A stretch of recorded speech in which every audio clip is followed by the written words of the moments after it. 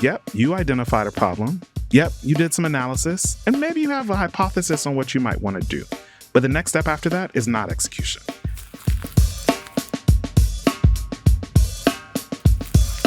We just helped a family foundation in St. Louis reset its strategy from they were going at global neuroscience and basic science research to now wanting to get at inclusive shared prosperity in their hometown, in the greater St. Louis region.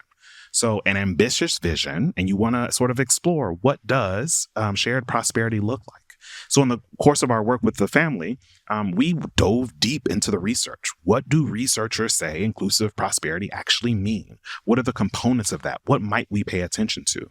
We also then said, this foundation isn't the first ones in the world who ever thought about cracking this nut. Where can we look to see other examples, other frameworks, other things that we might pay attention to? Now, maybe 20 years ago, 10, 15 years ago, that would have probably been almost sufficient for FSG to say, great, now here's where we should go. But this actually looked quite different. In this situation, we were doing this project alongside and in deep, close relationship with a local Black-led, woman-led firm who also was deeply engaged in social impact. She had run some of the collaborative work that happened in the region, and she knows many of the local players. So while my team from FSG is doing this deep dive into the research, what do academics say that we should be doing? What do other funders say that we should be doing? Her team went to the streets of St. Louis. So they met with folks in public housing projects. They actually did focus groups with groups of teachers and others. If these are the folks who are not currently included in our region's prosperity, then we should hear from them what's actually most helpful in terms of how we move this work forward. That became a key component of our research and our approach. And I think that's true across the board now. And how did it change kind of what they might have done under the old traditional model? What did they hear from the streets that caused them to be better?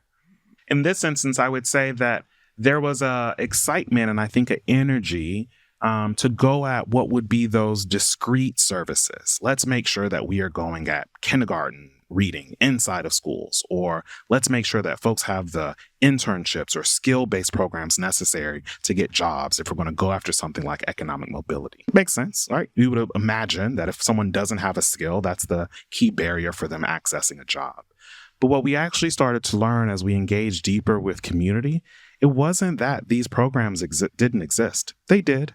They didn't always have jobs at the end, right? So you're giving me a skill, but no connection to actually get employment on the back end. Or perhaps it was skill development, but if I have no way of getting there because I live on North City and the skill development opportunities are somewhere deep in the county, how am I actually supposed to access those opportunities? Or if the trainings are during the exact times where I also have to care for my children, what are these nature of wraparound supports and connectivity in a system that might actually be holding this problem in place at much more rate than there aren't any skill building programs or folks need K through 2 reading, right? And so I don't know that we would have landed in that space to say, let's actually solve for some of the connectivity in the system. Let's solve for some of the wraparound that needs to happen in addition to the core services. I'm not sure we would have gotten there had we not engaged with that local community. That doesn't always show up as sort of top priority as you think about what it means to advance economic mobility.